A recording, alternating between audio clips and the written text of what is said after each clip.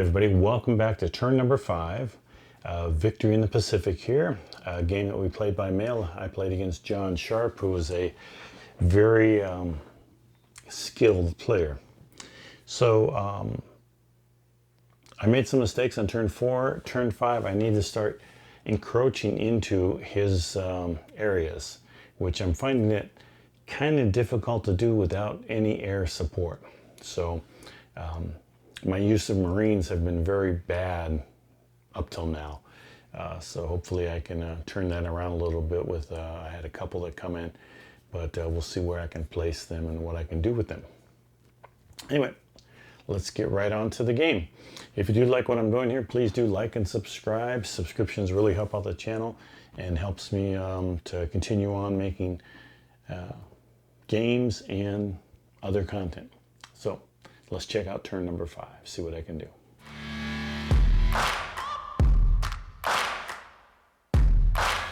First thing, a little housekeeping here. In the last video, you probably saw that I put Sasebo here. The Imperial Japanese player actually invaded this island here of Guadalcanal. So this is now flipped over, which is really difficult for me to get aircraft here. I can't get any aircraft into South Pacific Ocean. So this one will go and it will come back on turn 6. Okay, as far as patrollers, my opponent started out bringing OE over here to the Japanese island. This is a 7, so you don't have to speed roll for that going into the second area. Tone 118 brought that also from, I believe it was here, into the Aleutian Islands. So what he's looking for is to give him another buffer into the Japanese island for later turns. So by even though he doesn't get any points here, it's worth it to convert this over because that stops my units here. And the next time they advance, they got to stop here also. So we're looking at 2 turns before, well, actually 3 turns before I can even get to here. We're already on turn 5. So he knows the game much better than I do, that's for sure. He brought his whole stack of 8 127s on over to the Central Pacific. He also brought all of his 436 battleships, 444 battleships, and a 695 battleship into Central Pacific. Everything else he flipped on over to a raider. Up here he has a 695 as a raider. All of these changed into raiders, and he does have 2 Marines, which is going to make it difficult for me to get into areas here.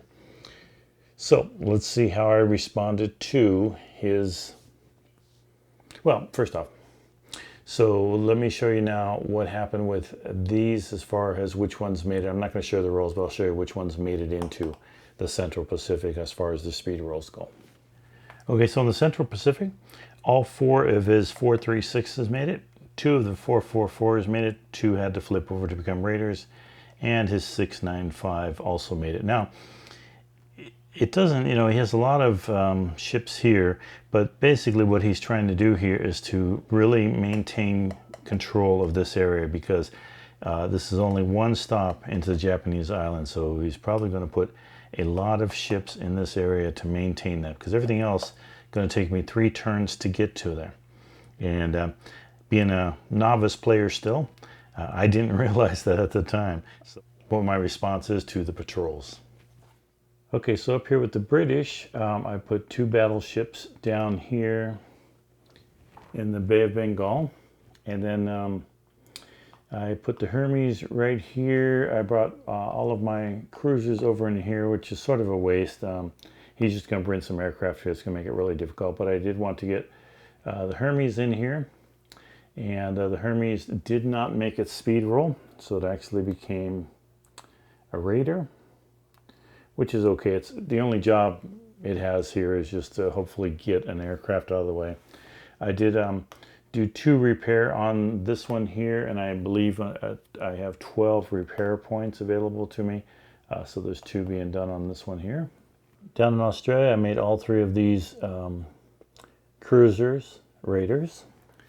In Samoa, I made everybody raiders. And over in Pearl, I made everybody raiders also, in Pearl Harbor. I'm also doing some repairs on both these. Now I have 12. I've already used 2, so I have 10 left. So we'll be doing 9 on this one and 1 on this one here. So this damage will go away, and this one will have 4 at the end of the turn. Now this is where I think I really screwed up at this point. I'm ahead. I should be throwing patrollers out in all of these areas right here to try and take some of them. What I found that was handicapping me was the lack of aircraft carriers. I have 2 of them. Now I did get rid of a lot of his, but the fact that I only have 2 right now really hinder me trying to take over these spots where he's going to put just land-based air. And so that has become quite difficult for me to navigate, or at least in my thinking. So I'm sure as experience develops, I will get better, but right now that's what I did. So let's see where the land-based airs went and the Marines here. Okay, so as far as the air floats for the Imperial Japanese, they put 2 of them up here in Indonesia, 2 down in South Pacific, or 1 down in South Pacific, I should say. So he put 1 land-based air and 1 special naval landing force to prevent that from being taken. And knowing that I can't really reach, I could reach maybe with the aircraft carriers over here, but that's going to be a stretch. So I only put 1 here. He put 1 land-based air in the Marshalls, knowing that this doesn't need to be so well protected. Put 2 land-based air in North Pacific just to prevent me from coming around this way. And then he put another special landing force here in the Central Pacific. So I put my 1st Marines here in the Central Pacific. Now at the time, I don't know what I was thinking. This is a play by mail, so we would go back and forth. But I put that there. So I'm gonna claim epidemic at them. Up here, I have 3 of my land-based air. I have 3 of my land-based air protecting the mandates. My 3rd Marines, as furthest I could get, was right there. Probably could have went here, but that would have been a smarter move, actually. The Coral Sea, I put 3 of my land-based airs there, and I placed 1 of them. I placed the last land-based air up in the Bay of Bengal here, just to help reinforce this area here. So let's see what happens with the Raiders.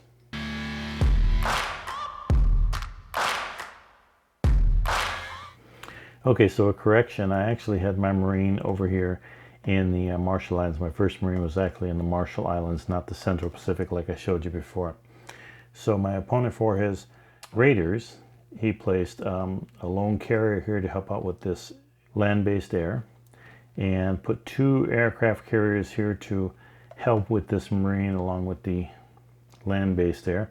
And then the rest of his fleet, his Raider fleet, went down here, and he brought this particular ship from Midway out into the Central Pacific. So he's got very much the Central Pacific taken over. So let's see what my plan was for Raiders. Okay, so for my Raiders, I placed 3 cruisers here, 2, 4, 6 battleships, 2, 4, 5 cruisers, 2 aircraft carrier, and 2 more battleships in the South Pacific. Now I know I can't take the flag, but I can take it away from him.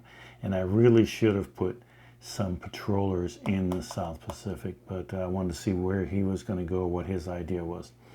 I'm calling for a night action here that I want, because I want to be able to shoot with everything here, go after the Marines and this, and only have this to deal with during the day action. Over here in the Marshall Islands, I left this poor Marine all by himself, which is really crappy of me. But I'm looking for a night action to hopefully land him on one of these and be able to bring some aircraft in the next turn. The rest of my Raiders went to the U.S. mandates, so that hopefully I could place them here.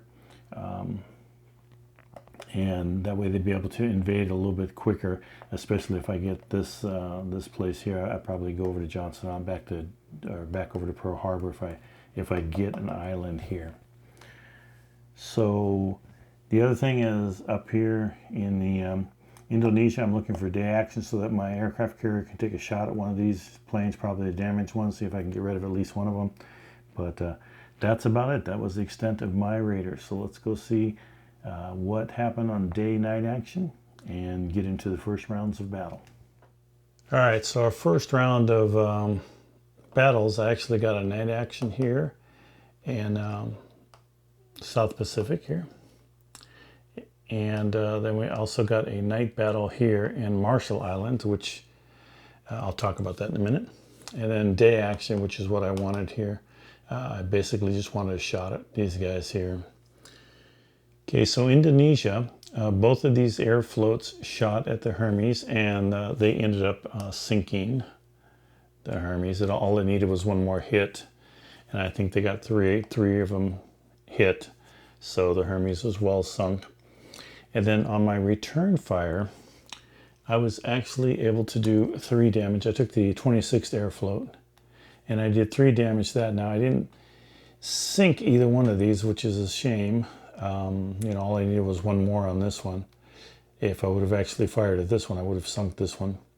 But that's okay. At least it did something. So the Hermes is out of the game. And then at the end of this round here, all 3 of these guys are going to flee. And because the air floats can't follow them, they will just all end up right up here in Ceylon. So the first round, we ended action pretty quick here in Indonesia, and I'm just going to go ahead and get rid of him. Now let's head on over to the South Pacific. So in the South Pacific, I used all of my surface battleships and cruisers to fire at Zuiho, and Sasebo. Now, I think earlier I showed Sasebo up in Central Pacific, but he was actually down here, so that was my mistake. But I ended up getting 3 damage, so I had to get one more to sink him. But then I also got a disabled, so he was able to get out of here without losing him. And the damage doesn't matter on the Marines or even the aircraft. They still fire at exactly the same. The Marines can still invade exactly the same. The only advantage is he wouldn't be able to invade here. However, on the Zuiho, I did manage to get enough shots on there to sink that one. So that was good. So at the end of this round, the Zuiho is gone, and with 3 damage, Sasebo ended up basing at Truk. Then on over to where I really goofed up, over here in the Marshall Islands. So I thought, you know, having a night action, I'd just be able to retreat my Marine out of here. Now, putting this Marine over here was just stupid. I should have put all of these guys into Marshall Islands, because even if the Marines invade here, because the Japanese player will still remain control, these will flip back. So even if the Marine invades and flips one over, it flips back because the Japanese started with control, and they go into the next turn with control. So they retain that. So this was just a total waste of a Marine on my part. So on the first round, what my opponent did was attacked the Marine with the Juno aircraft carrier with its attack factor of 1. So he was able to roll 1 dice, and he got a hit, and he did 4 damage on him. Oops, on this Marine right here. So he did 4 damage on him. So we also had a second round in here where he got a day action instead of a night action. And on that day action, he just finished him off there. So I'm not going to show you the second round in here. I'm just telling you what my mistake was in here. Now, after that, I learned not to do that ever again. That was a total waste of my Marine there, and I should have backed him up with some aircraft carriers. And even if I'd have brought these guys as raiders over here, they would have nullified this here, and when he invaded, it would have allowed me to bring aircraft in here and give me a much stronger foothold right into here. Now, my opponent would still be able to bring aircraft here too, but at least I have a larger number of aircraft or land-based air than he does. So that would have been a good play on my part, but as you can see, it was not a good play on my part. So this Marine will go and return on turn 7, which is, you know, not the best really, but that's when he'll come back. So back over to the South Pacific now. Okay, so round two, we had a day action here. Now, before that happened, at the end, the submarine actually fired at one of my destroyers and missed, so he ends up going back to the naval yard. Now, this guy, the Marine, I thought he went here to truck, but I was incorrect. He actually ended up in the naval yard also, is where he got ported, so he wasn't in truck. Now, we got a day action here. So the aircraft, the land-based aircraft, shot at my aircraft carrier and ended up getting a disabled on it. So this aircraft carrier is going to be leaving. I was able, out of 4 shots, get 1 hit and only do 2 damage.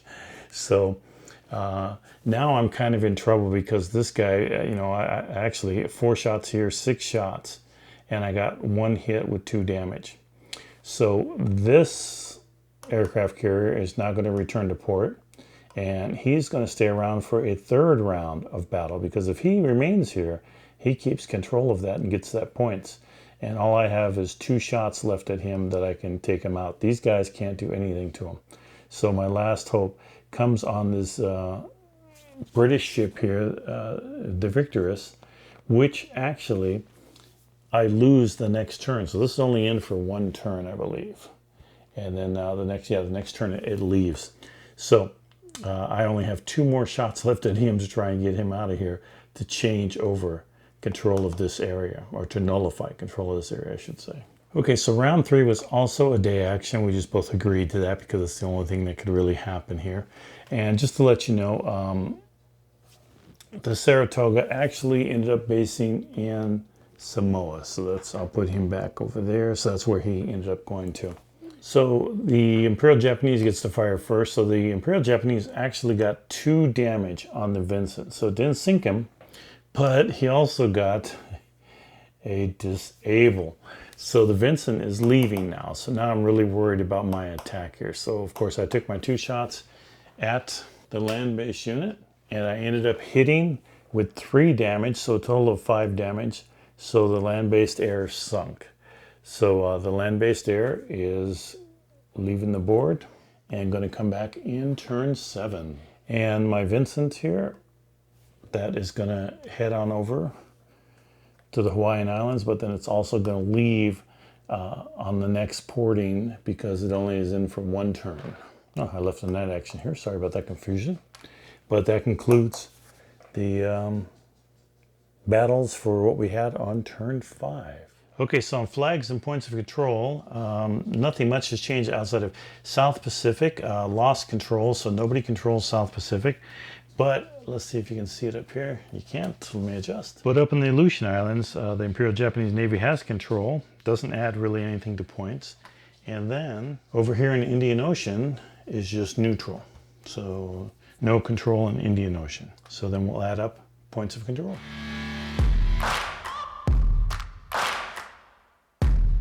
So the U.S. has Bay of Bengal, the Coral Sea, 2 points, U.S. Mandate, 2 points, the Hawaiian Islands, 3 points. Imperial Japanese Navy, over here the Aleutians, which is 0. They have 1 point in North Pacific, 1 point in Central Pacific, 1 point in Marshall Islands, no points in South Pacific, they lost that, 2 points in the Marianas, 3 points Japanese, and 3 points in Indonesia. So they have a total of 6, 8, 9, 10, and 11. They have North Pacific. I don't know if I mentioned that too. So that 2-point shift moves the Japanese up to 21 for turn 6. So I have to eliminate all of that in just the next 2 turns. Well, 3 turns actually. But that's my objective here. All right, so let's look at porting for the Imperial Japanese Navy.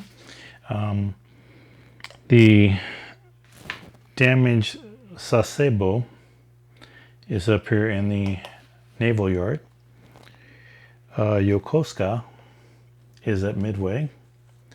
And then Kure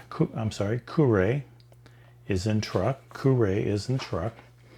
The Imperial Japanese Navy left 444 battleships, 4 of them, and 554 battleships here because they're slow, so he wanted them someplace that could, just cover this area here. Up here, the Tone is, the 118 is based up here in Dutch Harbor. The OE is up here in the Naval Yard, which that will protect this area right here. Nothing based over in Indonesia. Everything else went back to truck right over here in the center of the board there. As for me, I had a new battleship coming here, which is the plus to the attack factors here on them. I also had some 027 aircraft carriers, which have a 2 aircraft strike, and then some 137s, which have 4. And I believe in this turn I had 3 of these, and I have 5 of the 2 strike. Had a 127, had 2 127s come in, and I put the Arizona 443 right over here that got repaired, and I still have 4 damage on this one. My Marine that came in for this turn, the 4th Marine, had to come over here in Pearl Harbor. That's where he had to go. Down here in Samoa, I have 4 battleships, and I have 4 cruisers, and of course the Saratoga, the 137 Saratoga, came on over here down to Samoa also. Australia, I put all the rest of my cruisers there, which is a large stack, and then plus the 2 Australian cruisers. I have some 565 battleship here, and then a couple others. This one has the bonus attack. I put both of my Marines. One came back this turn from before, and when they come back, you can place. You don't have to put them in Pearl. You can put them in any port. So I put both of my Marines ported in Australia so they can get up here. So you can see the damage I did to myself by not capturing any of these islands, because I have 10 land-based air, which is plenty enough to protect all of this, plus get into a couple of these areas up here. But because I have no way of getting into them right now, they're pretty much stuck as a defensive protection. And then the last port that I did was up here in Ceylon, and I just put my last battleships, my last 2 battleships for the British up here, and 3 of my cruisers here are up here. Now the next turn, I'm going to lose 2 more British ships here, so they're pretty much going to be gone.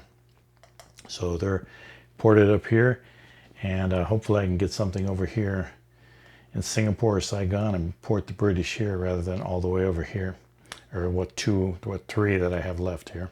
Okay, so as you can see, I didn't do a very good job. I had a favorable break in the early turns. I didn't capitalize on them. I really goofed up on my Marine big time. That was something that is really going to hurt me later on. But I still have a chance. And I got a ton of reinforcements. The Imperial Japanese Navy got none. On the next turn, on turn 7, they will get 4 aircraft carriers up in the Naval Yard, but nothing really big. There's kind of junky ones. But and I'll get a slew of aircraft carriers and a bunch of other battleships. So hopefully I can take some areas this turn. I'm going to try and be aggressive this turn, but you saw how aggressive I was last time. It was very bad. But any comments, please leave them below. If you like what I'm doing, please do subscribe to the channel. It does help out. And I try to answer everybody's comments. So if you have a comment about my play, good or bad or, indifferent, I'd appreciate it. Any advice, always welcome. I did learn a lot in this game. And that was the nice thing about this practice game. It did help me out. So I'm learning quite a bit. I appreciate you hanging around this long.